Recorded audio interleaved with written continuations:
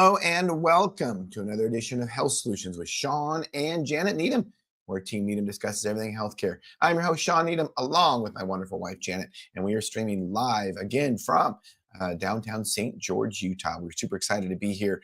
It's definitely a lot warmer than it is in Washington State, where we're from. So we've been having an exciting bike training camp down here for the last week or so, and I'm super excited to finish that off over the weekend. We are even more excited to have CarolAnn Tutera on our show today. She's going to be talking about BHRT and wellness. And of course, if you follow Janet and I, you know what BHRT is: bioidentical hormone replacement therapy. And of course, Janet and I, that's what we focus on. We are experts in that field. So we were super excited to be interviewing somebody else about that. So CarolAnn, welcome to our show. Thank you. It's nice to be here. Yeah. So tell us a little bit about your history and how you got here. It's a good one. My late husband, Dr. Tutera, and I moved to Rancho Mirage, California in the early 90s, where he was asked to put together the birthing center at Eisenhower Hospital. And while he was there, someone came up to him and said, "Hey, how would you like to put in a pellet?" And he said, "Sure, what's a pellet?" So he felt like he found the last piece to his puzzle of working with bioidentical products for females. Before that, he was working with bioidentical progesterone. So while he was helping the physician put in pellets and seeing his patients, the physician unfortunately passed away 3 months later. Dr. T was left with all these patients, and he realized that, wait a minute here, y'all don't wear the same size shoe. So why am I giving you all the same dose? And you're getting too much estrogen, not enough testosterone. So he really revolutionized the HRT world with pellet therapy, because he individualized the dosing of pellets to patients, and he was taking the science and common sense of working with them. They didn't do that before. They just gave everybody the same dose. So I got into it because I heard all these women in the waiting room just going on and on and on about how wonderful they felt, what they were doing there. They were excited to be there. I don't know any woman who's excited to be at her OBGYN office, but they were. And she was a pilot who flew all her friends over from Arizona to Rancho Mirage a couple times a year. And that's how this started, because really one patient, which is why we ended up in Arizona. Awesome. So what is your background? You have a clinical background or? Oh, not at all. Okay. All right. No, I just fell into this. I'm a little entrepreneur. I actually have a master's in spiritual counseling and psychology. I was a teacher in previous past life. But I grew up with a father who opened up multiple menswear stores. So I have that entrepreneurial spirit as I watched him grow and build something. Awesome. Janet, what questions do you have for CarolAnn? So CarolAnn, I'm assuming you're carrying on his work. So tell us a little bit about your facility. I am. I'm carrying on my late husband's work because I think the field of pellet therapy has really been, it's a word I have to use. I haven't figured out another one yet, but bastardized. There's so many people doing pellets who have no business getting into pellet therapy. So I'm trying to really get the information out there of people who should be doing pellets and how to use pellets properly. Unfortunately, we hear so many people who come to my local Tutera offices in Arizona who say, I went here, I don't feel right. They just keep putting pellets in me, and that's a problem. So I want to clean it up because Dr. T felt that every person should have the availability to the best modality and the best method of using hormone replacement therapy. And now when we speak of hormone replacement therapy and pellets specifically, let's talk about estradiol, progesterone, and testosterone. So how does pellet therapy work in with those three hormones? Well, we only do pellets that are estradiol or testosterone. We don't believe in doing progesterone pellets, simply because if you've got a bleeding issue with a woman who's got the pellet of progesterone in her, you're out of luck. So he always did it in an oral form. That way you can control how the progesterone works instead. And go ahead. The pellets that we use are extremely bioidentical. There are no fillers. There's only stearic acid to bind them together. Other people are putting in a product into the pellets thinking that, oh, this is going to be the bee's knees, so you don't have any extractions. It's not the pellet and how the pellet is made that you're having extractions. It's being taught properly how to do the insertion, which is really important to learn. So we do hear a lot of patient complaints about extraction or protrusion of pellets. So tell us a little bit about the procedure and why pellets might come out later or get infected. That kind of piggybacks on what I just said. The procedure is honestly less than 5 to 7 minutes. It's a small needle that, so you numb the area. It's like going to the dentist when they numb the area to work on a tooth. You don't feel anything. It's a small incision and the pellets are placed under the skin. As I said, if you don't know and you've not been taught properly how to put the pellets in and how deep to go into the skin, you're going to have problems. They're going to be infected or they're going to be rejected by the body. And there are some people whose body does not do well with pellets. It's a blue moon and a very odd one every now and then. But the only reason they come out is because they were not trained properly how to put it in. It's pretty simple. My late husband just really took his time and taught everybody how to do this properly because he had so many years and so many patients that he saw that he really perfected that technique. So one of the concerns that I have sometimes is that what happens to the client that gets overdosed? We've seen that. Yeah, what's and your experience with that? We've seen that a lot in the Tutera offices here in town. They'll come from somebody else. The testosterone for the female is sky high. Same thing with the male. There are some people who don't want to touch estrogen for a female, and they only use testosterone. So unfortunately, not a lot to do. You just have to wait for them to go through the process of, the blood going by the pellet like a kid licking a lollipop. If it was an injection that they're overdosed with, you got to titrate that down too. But unfortunately, there's not much to do. And for patients that pellets don't work, you said it's once in a blue moon. What kind of options do you have for them? We offer sublinguals, troches, creams, patches. We know those aren't as effective as pellets, but that is a modality that we're happy to use for those patients who say, no, I don't want to do that just yet. And as far as estradiol, when you insert an estradiol pellet, do you have any problem with continuous estradiol and then breakthrough bleeding? Not if they're taking their progesterone, and that's a must because the progesterone protects the lining of the uterus, as you both know. If the patient is not compliant in taking the progesterone, then that's going to be an issue. I'm a big proponent. I'm not a medical person, but I'm a big proponent of an ablation. I personally had one. I loved it. I don't have to worry about it. And I know that some offices now are using that as part of the standard of care for their patients as well. But honestly, if you don't exceed that estradiol pellet in a really high dose and they take the progesterone, they should be fine. And then what do you do for your patients as far as whether that are really active? Is there any restrictions after the procedure? Like you can't ride a bike for a week or you can't do squats in the gym for a week or? Yeah, we discovered when I was making all these forms up in the late 90s that it's important for females to kind of lay low for 3 days. You can't move the hip because it's the hip that's going to wiggle that pellet right out, which is why some people are getting the extrusion. They don't want to stand around and do nothing. They don't want to lie on the couch and eat bonbons. They want to keep up the active life.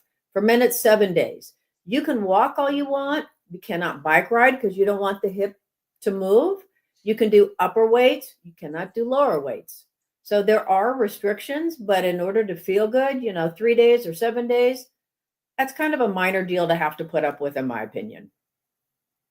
And what if the dose is too low on a testosterone pellet, for instance? What do you do?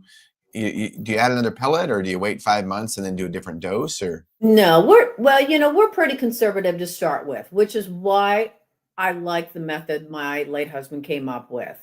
He always said you can always add, but it's really challenging to take away. So we go conservative.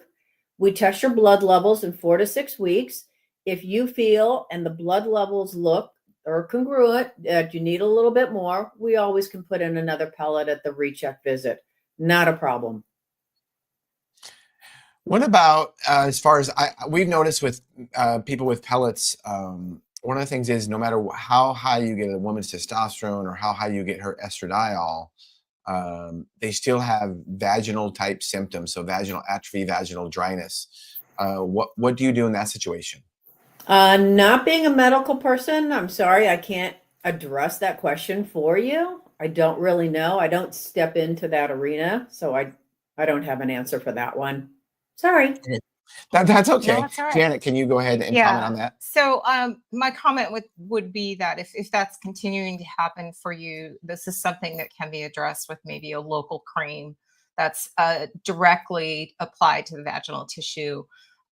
So, this can be a problem with women that are, doing patches as well, or even taking oral medication. So if you're having a local problem with atrophy, painful sex, just dryness, recurrent UTIs, definitely sometimes a local application to the tissue is warranted. And that would be something I think I would discuss at your visit when you come back in for a follow up, because a lot of times you don't need to do that on a daily basis. It could be every other day or every third day. So those are things that I think would be in a follow-up after your procedure.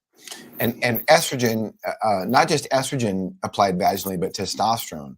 There is not a better drug applied locally to any tissue, for that matter, that is better for atrophy. So we have seen women, their vaginal tissue get much better when testosterone is applied locally. And it's absorbed great that way too, because it's a mucous membrane. So testosterone is absorbed great in the vaginal area. Terrific. Thanks for answering that for us. Love Welcome. it. I'm sure your practitioners probably do address that in a visit, but I'm sure they do. Yeah. I think that sometimes that's a question or something that sits in a lady's mind and is not usually addressed, because even just when they go to their primary physicians or nurse practitioners or PAs aren't asking women the questions are you having any dryness? Are you having any painful intercourse? Are you having any leakage? I mean, that's just not a conversation that seems to happen. But as we age, that is something that I think many women need to have addressed, or even whether they aren't, eventually they might. Yeah, well, I know that we do address the leakage. That's a big part of Tutera Medical also. We have a product that we use from another company to address that issue that's getting great results. I believe it's FDA approved. And I'm sure they address these questions, but also as a female, you may not want to go to your provider and say, hey, I'm still having painful sex. What can you do for me? It's embarrassing, and nobody wants to talk about that. They're just not talking about menopause. Right. No, I agree. I think it's really sad that we don't discuss this with women, especially as we age, because it's been my experience for women that a lot of times this starts to become an issue between you and your partner, especially when both of you are having some changes in your life. So these questions may be uncomfortable, but there are answers for them. And I feel like the more we discuss it openly and let people know that there are things that we can do to help that, I think that opens up a huge arena in their relationships that they have with their partners. I agree. And I think actually asking the question to your provider is more painful than the painful sex. Exactly. So you got to weigh it out. And as Americans, we're not as open with our sexuality as Europeans are. They run around naked and think it's great, and they talk about it all day long. So we don't. Well, I think that's one thing that we need to change in our culture, as far in the medical culture, at least, because it's, Jan and I talk on our podcast all the time that, healthy people have regular sex, and sex keeps us healthy. So it's very, very important.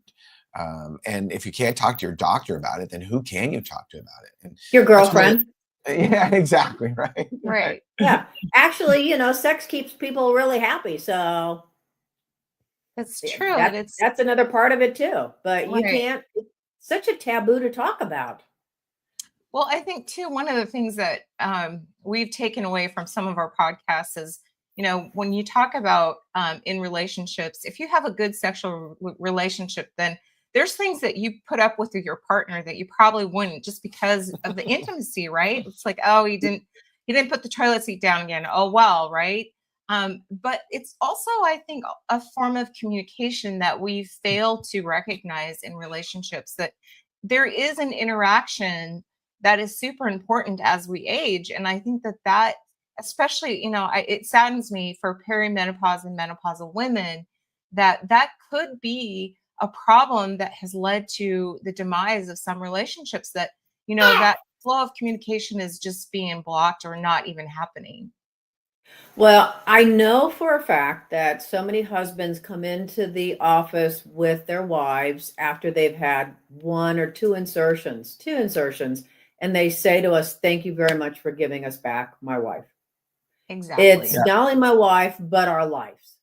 And it's so wonderful to hear that it's really bringing them back together as a couple. Because I agree. I think a lot of relationships break up over sex. As sad as you want to think that sex is running your relationship here, there's got to be more to it. But that is a big factor that we've got in our consciousness. Well, let's face it. I mean, if you're not having regular sex with your spouse or your significant other, you're just roommates. You're just friends. I mean, it's really what separates us from being just friends. So it is very important. And let's just not, let's just admit that it is very important. Let's say it's okay. Let's say it's not shallow. It's important. And one of the problems is, I think, as Americans have gotten fatter and less metabolically healthy, is they've had less sex. And Right. that's the problem. So we make excuses that, oh, well, sex isn't as important as we age. Well, no, it's just because, you're aging horribly because you eat like crap, you don't sleep, you don't exercise, and you're overweight. So you don't feel like having sex. So you're going to make an excuse about that. But that's not the way it should be. I mean, when you look at our ancestors, hundreds of years ago, they were having sex until they died, but most of them are metabolically healthy, unlike most Americans now. Yeah, well, most of them died in their 40s and 50s too. I mean, it depends on how far back into our history you want to go. They weren't living as long as we are. So, Well, on average, they weren't, because there were people that died younger from certain diseases, but there were many people that lived into their 80s and even hundreds. When I say many, there were, you hear about it. But the overall age was less because a lot of people died younger from accidents and diseases and things like that. So I think when we're piggybacking on our sexuality, I also think for women, just our overall health of feeling better and becoming or staying active, I think also brings a lot to the table of longevity. What do you see in your clinic with the clients that are doing BHRT, and how do they feel and how is their longevity? we have some patients in their late 80s, early 90s, strictly with the testosterone pellet, because they want to get up in the morning. They want to get out of bed by themselves. They want to feel good. They're not getting the pellets as often because they're not actively moving a lot through the day. They're going to go out on the front porch, sit in the rocker, and enjoy the sunset and the day and wave to everybody. So, I'm almost 70 years old. I've been on them since my 40s. I won't do anything else since I was introduced to them.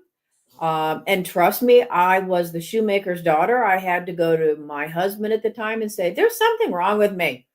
I've got all these symptoms." So I got put on my first pellet in my early 40s, knocking on the door of 70. And I hope to keep going until I'm, that way. Right. Well, good for you. Yeah, BHRT is a game changer. And we talk about, um, we get asked from patients often, it's like, well, how long should I be on this? Especially after their life has changed and they're doing awesome. Well, we tell them it's like you're not going to magically start producing your own testosterone, your own estradiol, your own progesterone. Right. So if you want to keep doing awesome, you want to sleep well, you want to have awesome sex, you want to be able to get up and have energy and not have depression, you'll be on this the rest of your life. Yeah, that's what we say also. My question to them is, how long do you want to feel good? Right. You know, our bodies are like a car. When you run out of gas, you need to be filled up again. You can't drive your car down the street if there's no gas in it. Same thing with the body. If you've got enough hormone in it to keep going, and as we all know, the pellets slowly dissolve in the body, you've got to refill your own tank. Exactly. It's common sense. So let's talk a little bit about the procedure and maybe one of the side effects that I've heard about. What about scarring? What about scarring when you insert pellets? We don't have too much scarring in our clinics. You know, of course, you go from right side to left side and you bounce back and forth for every time. There is a tool out there that helps reduce with the scar tissue building up. Unfortunately, I know some of my friends, after they've been doing it for over 25 years, they are getting that scar tissue. You recommend massaging, and then there's the massage gun to help break that up also. I'm waiting to hear. I'm also big into using the red light on my body, and I'm wondering if that's going to be a factor in also helping with the scar tissue as well. That's an excellent point, because some people just naturally scar easier than others. So I think even for myself, I know when our first son had a surgery, I had no clue coming from the pharmaceutical side of the world that you were supposed to massage the area. So I'm glad you brought that up, because that was something like I learned after the fact. So what happens when someone decides they don't want to have pellets anymore? Do you just transition them to something else, or how does that work for your clients? Actually, it's really kind of sad. The patient just stops. They don't return your phone call and they don't come in anymore. 9 times out of 10, that's the case. They're their own doctor. They take themselves off pellets and say, that's it, I'm done. For whatever reason. We do see patients come back in a couple of years and they go, I guess I'm not feeling as great as I used to be. Some people we will slowly transition over to another modality of hormones. But I think the majority of them just take themselves off the pellets and they slowly disappear into the sunset. And do you have? I'm going to go ahead and stream your website here, and I think you guys have a training program where there's clinics that you train where people are all over outside of Scottsdale. You guys located in Scottsdale, right? We are in Scottsdale. My 3 offices are in the greater Phoenix area. We do train physicians. We've been training since the late 90s. We still follow Dr. T's methodology for training. We've done some tweaks, of course, along the way. We are including the brain health now in our training. We've got a multi-patented dosing site we developed. We also do transgender training as well. And we train physicians also internationally. So we are big in Brazil and in parts of the EU. That's awesome. Well, Janet and I know that, for the last 2.5 decades, we've been helping people, with their lives through hormone replacement. And it's really, really rewarding, because unlike in the traditional sick care system of medicine, our patients actually get better. They actually are able to stop taking their type 2 diabetes drug, their osteoporosis drug, their antidepressant, all these drugs they get off of because their hormones are balanced. And it's just important to get the information out there that there are many ways to get your hormones balanced. And it's important that patients know just to do it. Go to a provider that knows about lab testing and knows about how to make your hormone levels optimal, not just normal. And how to interpret the labs appropriately. So it's very, very important to go to the right kind of provider. Exactly. And I'm going to piggyback on that and say that everybody should have a base level done of hormones. I don't care what age you are and you think you're maybe there or you passed it, but you get the base levels done. I also know that some of the lab companies have lab levels that are from the 60s because Dr. T was talking to the owner of one of the companies and he did agree and said, yeah, we're really outdated with our lab levels and it takes Congress to get them passed to change them. So we're reading lab levels completely different than what they're reporting on paper. A great example of that, CarolAnn, is a man's testosterone. Back in the 1960s, an average 20-year-old man, their testosterone was in the 2000s. And now we're seeing 20-year-old men that have testosterones in the 300s, 200s even. It's pathetic. It is. You know, and of course, part of the problem is we have, you know, a couple generations of people that lead sedentary lifestyles, sit on the couch, don't do anything besides eat Cheetos and drink beer. And then they wonder why they feel like crap and their testosterone's only 200. Right. You know, lifestyle has a major part of it. Hormones are a piece of it, but we preach all the time that you have to, you know, you can stimulate your testosterone by 200-300 points just by getting off the couch, exercising and eating better. That's right. And I think because our food is so much more processed now than it ever has been, that's a big problem, major problem for people. And we're finding that low hormone levels in the 30s for women now too.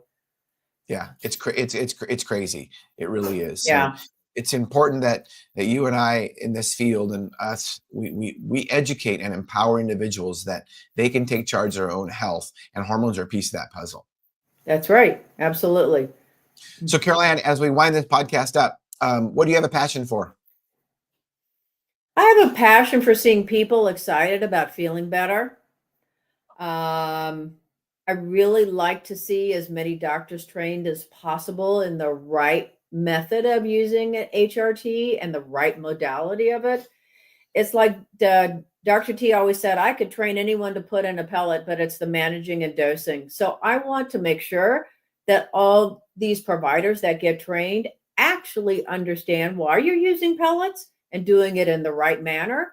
I want everybody to stay in their lane. That's, you know, I'm finding so many providers now are getting into pellet therapy who that's not their lane to play in. So I don't want to go to my dentist for Botox either. That's same thing. Right. That's a very good point. Yeah. Right. Yeah. And there, just to follow up with that, there are dentists doing Botox, and there's probably some great dentists doing Botox, but I understand the analogy that makes sense. And there are plastic surgeons now doing BHRT, and can you explain that one to me? Because that makes no sense. Yeah. Right. They should stick to doing plastic surgery.